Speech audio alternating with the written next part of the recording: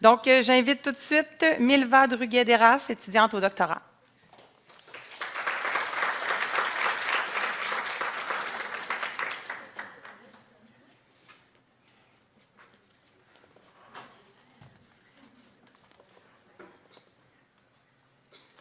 Je trouve ça, ma chère.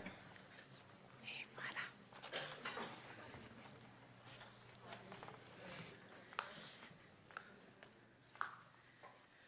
Donc, bonjour à tous. Donc, je m'appelle Milva Druguet-Desras et je suis actuellement en thèse en co-tutelle entre la France et le Québec, ici à Amos. Et aujourd'hui, je vais vous parler de mon projet de recherche et notamment de comment l'ADN sédimentaire ancien peut être vu comme un nouveau paléo-indicateur des perturbations passées en forêt boréale. Donc en général, quand je suis en France, je fais un contexte assez précis sur les forêts boréales, mais bon, je pense qu'ici, ce n'est pas forcément nécessaire, puisque c'est une forêt que vous pratiquez, que vous connaissez, et j'ai somme toute un contexte assez classique pour les forêts boréales, puisque j'étudie la réponse aux changements environnementaux et aux changements climatiques des deux régimes de perturbations majeures en forêt boréale à l'est du Canada, qui sont les feux de forêt et les épidémies d'insectes ravageurs. Donc, ces perturbations, on sait qu'elles font intrinsèquement partie du fonctionnement de la dynamique et de la structure des forêts boréales, mais dans le contexte du changement climatique en cours, des scénarios prédisent des altérations de ces régimes de perturbation, avec potentiellement notamment une augmentation du nombre de feux de 75% d'ici à 2100, ou encore une extension des zones touchées par les épidémies de tordeuses vers le nord. Quoi qu'il en soit, au cours des dernières décennies, on a vu des événements de taille sans précédent subvenir, comme le méga-feu du Yellowknife ou encore l'épidémie de tordeuses dans les années 80. Comme vous pouvez le voir à l'heure actuelle avec les feux en cours ces derniers jours, prédire ces événements de perturbation, c'est quand même assez compliqué, ils sont difficilement prédictibles, donc ces scénarios restent passablement incertains. Et pour mieux prédire, mieux anticiper, on a besoin de se référer à des périodes analogues, tant au niveau climatique qu'au niveau du fonctionnement des écosystèmes. Et pour cela, on a besoin d'archives biologiques passées, de comprendre le fonctionnement de l'écosystème avant, dans ces mêmes conditions climatiques. Et dans ce cas-là, quoi de mieux que les approches paléoécologiques? Sauf qu'à l'heure actuelle, on a une différence de connaissance de ces régimes de perturbation au niveau paléoécologique, puisque les feux de forêt sont très bien connus au cours de l'Holocène, donc des 10 000 dernières années, mais les épidémies de tordeuses le sont beaucoup moins. Alors je vous laisse imaginer ce que ça fait quand on cherche de la littérature sur l'interaction de ces deux régimes de perturbation. On ne trouve pas grand-chose sur le long terme. Et c'est ce qui a motivé la mise en place de ma thèse, qui va viser en fait à étudier l'interaction de ces deux régimes de perturbation dans différents domaines bioclimatiques et vis-à-vis des changements climatiques des deux derniers millénaires. Mais là, avec la mise en place de cette thèse, on s'est confronté à un premier verrou méthodologique qui est le pourquoi on n'en sait pas plus sur la dynamique des épidémies de tordeuses à l'échelle plurimillénaire. Et vous allez voir que c'est un problème de proxy, d'indicateurs pour les reconstruire sur le long terme. On a des indicateurs indirects, comme par exemple la dendroécologie, qui permet de reconstruire la fréquence des épidémies et dans une moindre mesure la sévérité, qui a fourni de nombreuses archives sur la dynamique des 300 dernières années de ce ravageur. Mais, comme je l'ai dit, c'est un indicateur indirect, donc influé par d'autres paramètres, et qui est limité temporellement dans son étude. On a également des proxys directs, comme les macrorestes, qui ont permis de reconstituer la fréquence des épidémies dans certaines études, mais là, on fait face à un problème de conservation du proxy sur le long terme. On a également des proxys actuels, comme la génétique ou la télédétection, mais encore une fois, ce sont des proxys actuels et non pas temporels. En 2018, par contre, il y a eu la mise en évidence de nouveaux proxys, les écailles de tordeuse, qui permettent notamment de reconstituer la fréquence. La mise en place de ce proxy vient du constat suivant, qui est que pendant les épidémies, on a beaucoup de tordeuses dans le milieu, et notamment une partie qui meurt et qui vient se déposer sur les lacs, comme vous pouvez voir ici sur la photo, qui vont sédimenter au fond du lac. Et en travaillant sur des carottes sédimentaires lacustres courtes, on va pouvoir retrouver ces écailles et reconstruire des fréquences épidémiques au cours des 10 000 dernières années, comme vous pouvez le voir ici au Saguenay. Sauf qu'au cours du temps, ces écailles elles peuvent avoir tendance à se fragmenter, ce qui va limiter notre capacité à les déterminer. Donc on va souffrir d'un manque de spécificité à l'échelle plurimillénaire du proxy. Mais ok, nous, on a vu ça, on s'est dit, s'il y a les écailles qui sédimentent, pourquoi est-ce qu'il n'y aurait pas autre chose? Et du coup, on a proposé l'ADN sédimentaire ancien comme nouvelle approche possible pour reconstruire la dynamique sur le long terme des épidémies de tordeuses.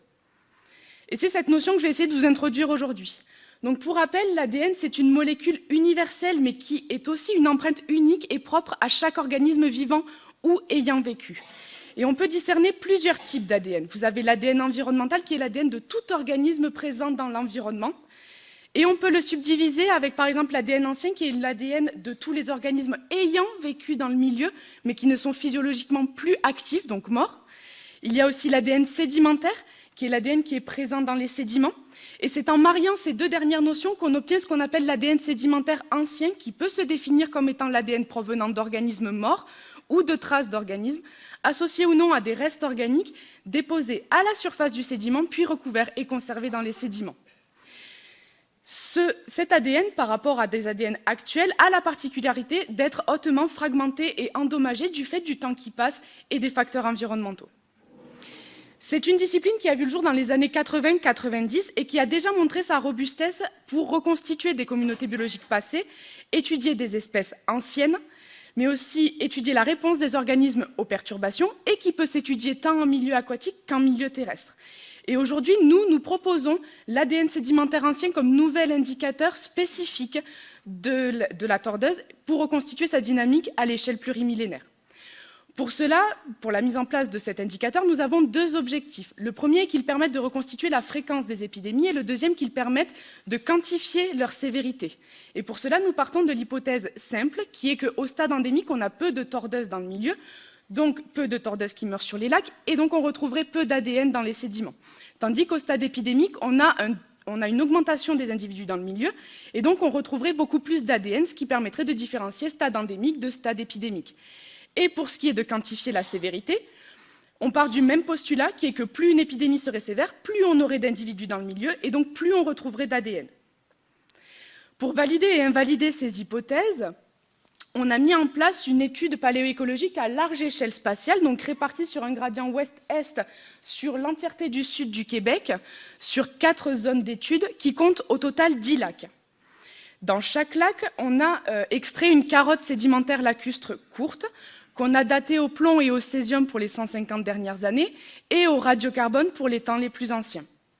Cette carotte, on l'a ensuite échantillonnée en milieu stérile, puisqu'on parle d'ADN, et on a fait un échantillonnage à haute résolution de manière à minimiser le nombre d'années qu'on a dans un échantillon pour maximiser nos chances d'isoler une épidémie par échantillon et de reconstruire une dynamique épidémique et non pas une dynamique d'événement épidémique comme c'est le cas pour les feux de forêt. Ensuite, de ces échantillons, on a extrait l'ADN total, donc de tous les organismes qu'on pouvait retrouver dans les sédiments. Et on a cherché à quantifier spécifiquement l'ADN de tordeuse par une méthode qui s'appelle la qPCR et qui nous a donné pour chaque échantillon une quantité d'ADN sédimentaire ancien spécifique de la tordeuse. Cette quantité, on l'a ensuite corrigée par différents facteurs, tels que l'ADN double brin total dans les échantillons, le volume de l'échantillon ou encore le taux de sédimentation, qui sont des facteurs à prendre en compte pour corriger la valeur. Et c'est ce qui me permet aujourd'hui de vous présenter ces quelques résultats préliminaires. Donc ici, vous pouvez voir deux lacs, le lac Petite-Anne, qui est situé sur la côte nord, et le lac de la Hache, qui est situé en Abitibi-Témiscamingue, enfin plus près du Témiscamingue. Et vous pouvez voir 1500 ans de reconstruction de la dynamique de tordeuse pour chacun de ces lacs. Donc en ordonnée, vous pouvez voir le taux d'accumulation d'ADN SEDA de tordeuse, qui est la valeur corrigée par les facteurs dont je viens de vous parler. Et en chronologie, c'est une chronologie en before present, c'est-à-dire que le 0 représente l'année 1950.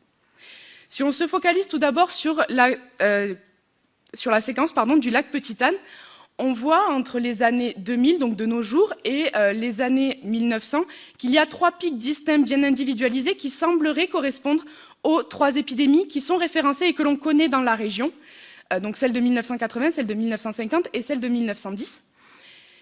Et cela semble valider la véracité de nos reconstructions, c'est-à-dire attester que cette méthode marche et détecte un signal qui est cohérent avec les données historiques qu'on connaît.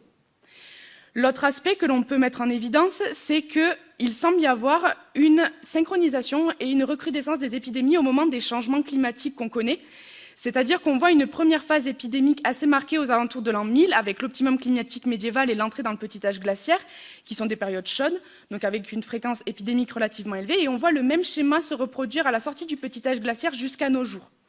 Et ces deux périodes sont ponctuées par des périodes d'accalmie.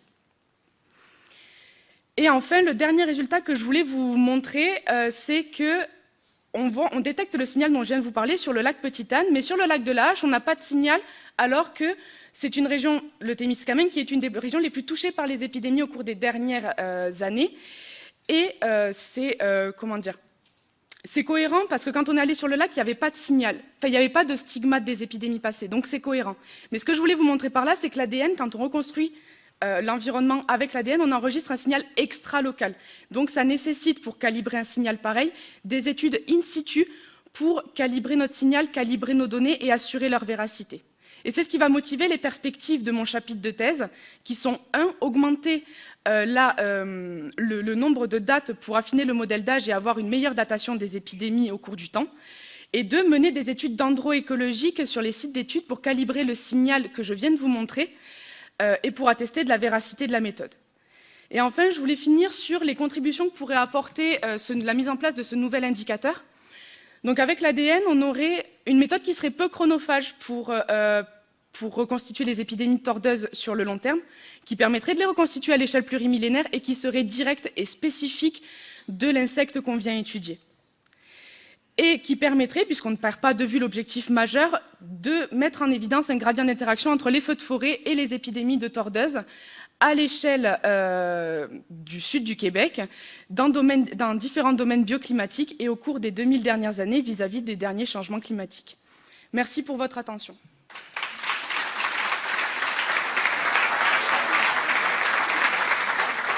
Merci, Milva.